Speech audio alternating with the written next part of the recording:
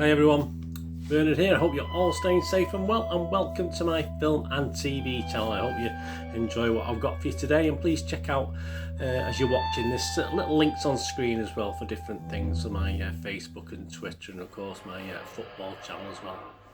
And please, all your comments are very welcome. Just let us know and push that subscribe button. Don't forget, please push the subscribe button. Make sure your notification set to public as well if you want to know when these vlogs are coming out. Push that notification button as well. So anyway, please enjoy. We're going to look at the Forever Purge, 15 rating, an hour and 43 minutes, the latest in the Purge franchise, can we call it? It's supposed to be the last one, this isn't it? But I'm not 100% sure about that. An hour and 43 minutes, a dystopian action horror film directed by Everardo Valerio Gout. Please accept my apologies for any pronunciations with this lot. I might struggle today.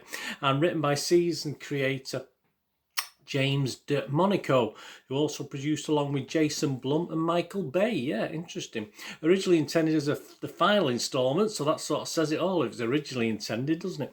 It is the fifth in the Purge franchise and a direct sequel to 2016's The Purge election year. The cast, yes, we'll get through these. Here we go, there's a few. Ana de la Reguera as Adela, Tenoch Huerto as Juan, Josh Lucas as Dylan Tucker, that's an easy one. Cassidy Freeman as Cassie Tucker. Levin Rambin as Harper Tucker. Alejandro Eder as TT. Will Patton as Caleb Tucker. Sammy Ratibi as Darius. Zane McLammon as Kiego. Jeffrey Doombos as Elijah Alpha Harding. And Susie Abramit as Mrs. Harding. There you go, we got through that okay, didn't we? Yeah, the plot. Well, yeah, we go. Yeah, Adela and her husband Juan live in Texas, where Juan is working as a ranch hand for the wealthy Tucker family. Juan impresses the Tucker patriarch Caleb, but that fuels a jealous anger of Caleb's son Dylan. On the morning after the purge, a mass gang of killers attacks the Tucker family, including Dylan's wife and his sister, forcing both families to band together and fight back as the country spirals into chaos and the United States begins to disintegrate around them. Certainly does. The scores, the scores on the doors as at the 14th of July 2021, 8 AM UK time. Rotten Tomatoes, not overly impressed. 119 reviews and scores left, 56 fresh and 63 rotten, and overall just 5.4 out of 10. So not quite to that 6 out of 10 watchable mark, is it? A couple of fresh reviews. One was from Katie Walsh of the LA Times. She wrote, watching these violent events unfold feels just a bit too plausible, but DeMonico and Gout cook up such delicious comeuppance that you can't help but indulge in the pleasure of revenge, even if the terrors and pleasures are incredibly fraught. Variety's Owen Gleberman, he also liked it. He gave it a fresh review. The notion of a Purge film as a demented cowboy action movie strikes a chord. It certainly did for me, especially when you toss in the topical Molotov cocktail that the Forever Purge is built around.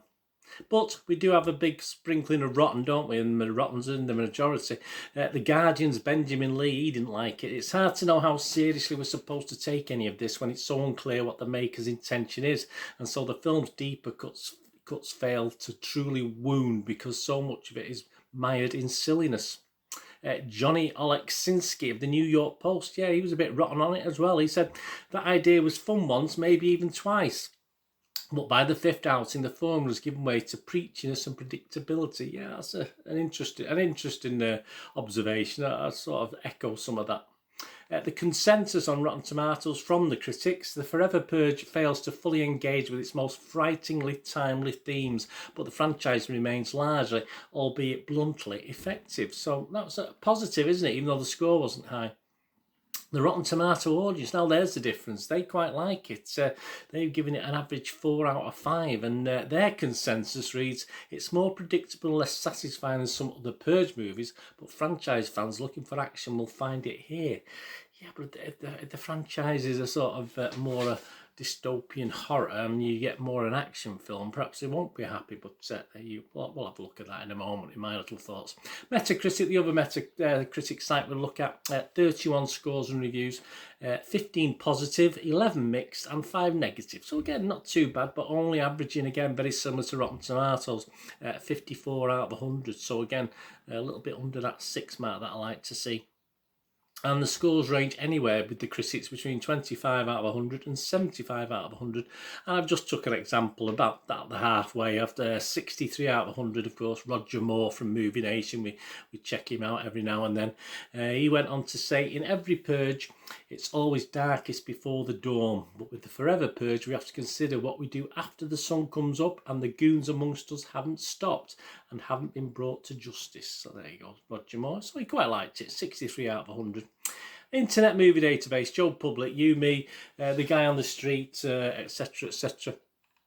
2,582 scores have been left and reviews as I'm recording this, and just under the 6 mark, that 6 out of 10 figure I like to see, 5.8 out of 10. So close, but no coconut, as they say.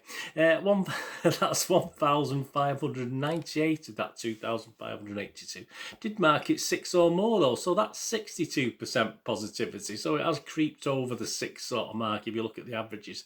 A couple of the headlines, not as bad as I thought, said one. And someone else wrote, don't believe the hate is really good. But the ones who are a little bit disappointed, I'm a Purge fan, disappointed.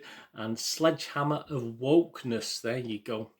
Right, my little thoughts for what they're worth on this one. What I liked about the other Purge films and the actual series that's been on as well was that dystopian feel, that sort of horror feel at the edge of the seat that kept us on edge within the time limit. There's always a time limit to this, wasn't it? You always thought, well, if you run out of time, you're going to survive, etc, etc. So there was a sort of needless violence, but there was all an end to it. And this is sort of, we lose that jeopardy. We sort of lose that edginess, I think, by having this. Lack of time limit, if you like. I mean, despite the body count rising and a group of survivors are sort of more or less sticking up for, I quite like most of them. You just become embroiled with a simple leg it situation. Let's leg it, let's get as far away as we can, let's get to the border. And yes, there's even a time limit to get to the border, but it just doesn't feel as claustrophobic and scary as some of the other purges did by being set in sort of one city or around one area. It just took it on the road, and it just didn't feel the same. For me. The jeopardy just wasn't the same. It is an half decent violent action thriller, don't get me wrong, but as far as a Purge franchise, I think it's sort of severing the links a little bit. It doesn't feel like a Purge film to me for most of it. It does initially, but then it doesn't. It doesn't have that futuristic, even though it's not set far in the future at all, is it? If you think about it, it doesn't have that scary edge that some of the predecessors have and the series did. I did see this got bad reviews before I actually watched it. So in all fairness, I did go in with this with low expectations. So it wasn't quite as bad as I thought it was going to be. But I was still a little bit disappointed. But as I said, because my level of expectation was down here, it sort of just about crawled over that. So I think I've been a bit kinder with my score than I would normally be because of that, basically. Obviously, if I'd watched this without seeing any reviews, I might give it a lower score, but I'll give you that in a moment anyway. But because moving the whole thing out to the sort of spacious wilds of Texas with the obvious political and racial tension element as well could have been very, very interesting. But it never really works as a Purge film anyway. It probably works as another type of film, but not as part of the Purge franchise, unfortunately. And there we go, the scores. Yeah, because it wasn't as bad as I thought. I have give it my watchable 6 out of 10. I've been a little bit kind. I was edging towards 5.5, but I thought, no, I'll give it a 6 out of 10. But it's not really a Purge movie for me. As I said, I did like the characters were okay. Nothing wrong with the characters. Most of them were likeable. And I did want most of them to survive. Sometimes I don't care less one way or the other in these films, to be honest with you. But I did want certain characters to survive, which was nice. And I did, the klaxon. I love the klaxon. I think the klaxon is fantastic to start and end the Purge. You know, that horrible sound. I mean, I'd have it. I'm sure some people have got it as a phone thing, haven't they? But I do love that. But it became a little bit redundant in this film, which annoyed me a little bit. And So if it's going to get ignored, what's the point of having it? What's the point in calling this a Purge film? To be honest with you, it's just a violent action film, if you like. But yeah, so that's why I was a little bit disappointed. But I will give it a 6 out of 10 because, as I say, it was a bit better than I thought it was going to be. But Purge fans, I can understand a lot of Purge fans not like that. I like the Purge. I do like the Purge films. I do like the Purge series. But I was a little bit disappointed with this. But it does escape just, and I say just, with a 6 out of 10 for me, a watchable score anyway. This is actually in the UK cinemas. I don't know when you're watching this, but it's actually on release, general release in UK cinemas from Friday the 16th of July 2021. Anyway, thanks for watching. What are you going to do the rest of the day? Have a great one. Look after yourselves, look after your friends, look after your family. More importantly, let's all look after each other.